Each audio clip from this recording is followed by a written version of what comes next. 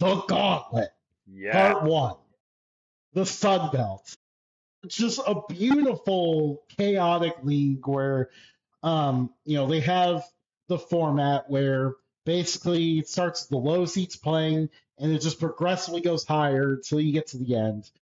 And the best part is they did this in a year. I mean, they did this last year too, but and I actually think they did this format in reaction to a couple years ago when James Madison was really good. Probably should have been an at-large team.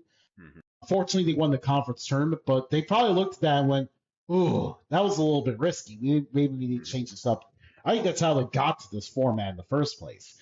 But this year, seven teams have been a game for each other, a six-way tie for second, to where you have Arkansas State and Marshall with the same record, but Arkansas State has to play like three more games. Just pure chaos. The favorites, I'm just going to go with, some of the teams towards the top. Troy, Marshall, and Appalachian State. But I mean, this is anyone's game. Who do you see as who's sticking out as like your biggest sleeper? Louisiana's going to win 7 games in 7 days. I'm kidding. I'm kidding. Grim! If anybody ever does that, that would be the greatest feat in the in the history of college athletics. Oh, it'd be so amazing. It would. It would be unbelievable. Um, I'm gonna say James Madison as a potential sleeper because they played well down the stretch.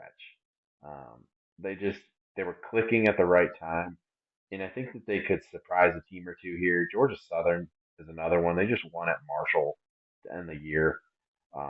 With how athletic they are, I wouldn't want to play. Yeah, absolutely. And that's the crazy part about this league. Like, if there's going to be a year where someone, um, you know, marches their way through the gauntlet, I think this is the year for it to happen. And those two are some great candidates there. James Madison was actually the team I was thinking about for a long time there. And then they lost to Coastal Carolina to finish out the year. That kind of brought my attention to the shots a little bit. I think Coastal Carolina could potentially be that sleeper team. I think the draw favors them too. Hmm. It kind of didn't feel like they were the four team. They kind of just snuck in there and ended up the four seed. Um, but not only they only have to play one more game than the top two, but if they win, they're set to play Marshall, a team they've beaten twice. So I think that plays in their favor as well. And that's why I think they're going to win the Sun Belt. I really do. Oh, there Because we go. I think that their guard play is tremendous. They have two guards that they can give the ball to at any point, and those guys can go get a buck. And when you have multiple guys that you can do that with in March in a conference like the Sun Belt, that sets you apart a little bit. And I know, like you said, they kind of snuck their way into the top four seeds a little bit. They flew under the radar this year.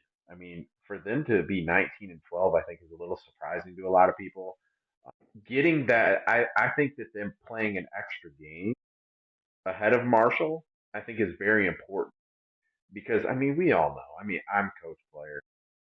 Having that much time off between games is so difficult that like I understand why the conference does it, but I think it hurts them though too because it's like okay, you're gonna have Troy, who I think we kind of agree is probably the best team in the league, but you could debate it obviously with how close these teams have been.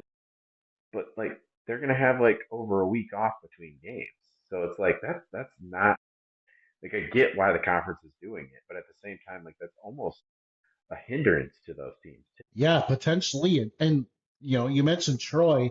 Last year, Troy was on that. I can't remember exactly which one, but they were on that 3-4 line. Ended up winning the conference tournament. The two teams that got a bye lost. Um, I do think Troy is the team with the highest upside. They showed that in the non-conference. Maybe one of the more dangerous teams if they can make the tournament. But I'm going to go with Appalachian State, another team in that 3-4. I really like the Mountaineers and what they have done. They lost to Texas State there on the road, but that has happened to a lot of Sun Belt teams this year. Texas State was very good at home, not so much on the road. So you take that loss. It is what it is. Appalachian State still got a 3, and I think that plays out really well for them. I think they win it.